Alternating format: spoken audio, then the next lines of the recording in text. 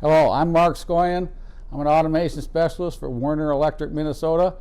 And we're doing a series of videos on input and output issues associated with VFDs. And in the video we're going to do today is associated with the output side. So we have a pulse width modulated 3 horsepower PowerFlex VFD. We have 500 feet of cable between the drive and the motor. We're going to have our oscilloscope on the motor, or terminated at the motor. We're going to look at the output without a filter. We're going to add a 3% output reactor. We're going to add a DV/DT filter, and we're also going to look at a sine wave filter.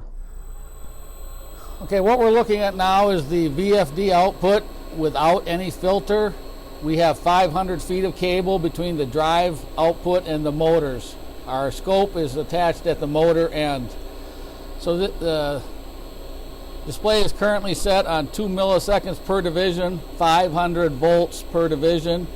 You can see that we're getting spikes up to around 1300 volts peak.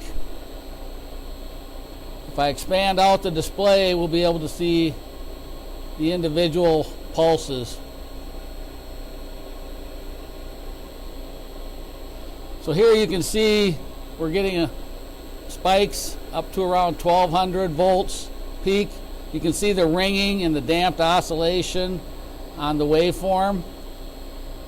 So now I'm at 4 microseconds per division. I'm going to go back and look at the current output. So we'll go back to our 2 milliseconds. The drive is outputting 60 hertz. So the bottom trace, the black trace, is the output current. You can see that the output current is much more sinusoidal, whereas the red trace is the pulse width modulated voltage. And this is at the end of the 500 foot run.